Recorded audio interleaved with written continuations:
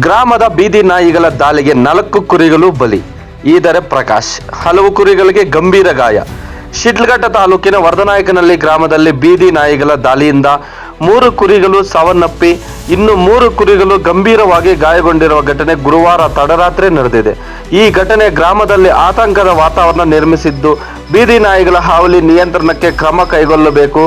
ಜೀವನೋಪಾಯಕ್ಕಾಗಿ ಸಾಕುತ್ತಿದ್ದ ನಮ್ಮ ಕುರಿಗಳ ಮೇಲೆ ನಾಯಿಗಳ ದಾಳಿಯ ಘಟನೆ ಬೇಸರದ ಸಂಗತಿಯಾಗಿದೆ ಎಂದು ಜನಪದ ಕಲಾವಿದ ಈದರೆ ಪ್ರಕಾಶ್ ಆಗ್ರಹಿಸಿದ್ದಾರೆ.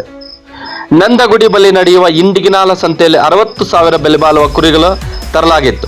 ನಮ್ಮ ಕುರಿ ಶೆಡ್ಗೆ ಮಧ್ಯರಾತ್ರಿ ಬೀದಿ ನಾಯಿಗಳ ಗುಂಪೊಂದು ನುಗ್ಗಿ ಕುರಿಗಳ ಮೇಲೆ ಏಕಾಏಕಿ ದಾಳಿ ನಡೆಸಿದ ಪರಿಣಾಮ ನಾಯಿಗಳ ದಾಳಿಯ ತೀವ್ರತೆಗೆ 3 ಕುರಿಗಳು ಸ್ಥಳದಲ್ಲೇ ಸಾವನ್ನಪ್ಪಿವೆ.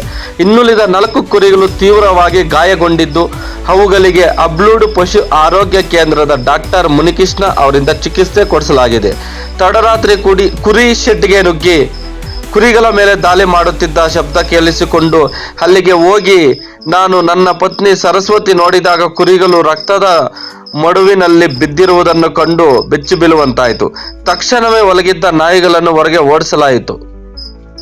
ದಾಳಿಯಲ್ಲಿ ಮೃತಪಟ್ಟ ಹಾಗೂ ಗಾಯಗೊಂಡ ಕುರಿಗಳಿಂದ ನಮ್ಮ ಕುಟುಂಬಕ್ಕೆ ಆರ್ಥಿಕ ನಷ್ಟ ಉಂಟಾಗಿದೆ ಎಂದರು. ಕಳೆದ ಕೆಲವು ತಿಂಗಳುಗಳಿಂದ ಗ್ರಾಮದಲ್ಲಿ ಬೀದಿ ನಾಯಿಗಳ ಹಾವಳಿ ಹೆಚ್ಚಾಗಿದ್ದು, ರಾತ್ರಿ ವೇಳೆಯಲ್ಲಿ ಗುಂಪಾಗಿ ಸಂಚರಿಸುತ್ತಿವೆ. ಇದರಿಂದ ಕುರಿ, ಮೇಕೆ ಸೇರಿದಂತೆ ಸಾಕು ಪ್ರಾಣಿಗಳ ಮೇಲೆ ನಿರಂತರ ದಾಳಿಗಳು ನಡೆಯುತ್ತಿದ್ದು, ರೈತರು ಹಾಗೂ ಕುರಿ ಸಾಕಾಣಿಕೆದಾರರು ಭಯದ ವಾತಾವರಣದಲ್ಲಿ ಜೀವನ ಸಾಗಿಸುವಂತಾಗಿದೆ. ಮಕ್ಕಳ ಹಾಗೂ ಸಾರ್ವಜನಿಕರ ಸುರಕ್ಷತೆಯ ಬಗ್ಗೆಯೂ ಆತಂಕ ವ್ಯಕ್ತವಾಗುತ್ತಿದೆ. ಘಟನೆಯ ಹಿನ್ನೆಲೆಯಲ್ಲಿ ಸಂಬಂಧಪಟ್ಟ ಪಶು ಸಂಗೋಪನಾ ಇಲಾಖೆ ಹಾಗೂ ಗ್ರಾಮ ಪಂಚಾಯಿತಿ ಅಧಿಕಾರಿಗಳು ಸ್ಥಳಕ್ಕೆ ಭೇಟಿ ನೀಡಿ ಪರಿಶೀಲನೆ ನಡೆಸಬೇಕು. ಮೃತಪಟ್ಟ ಕುರಿಗಳಿಗೆ ಸರ್ಕಾರದಿಂದ ಸೂಕ್ತ ಪರಿಹಾರವನ್ನು ನೀಡಬೇಕು.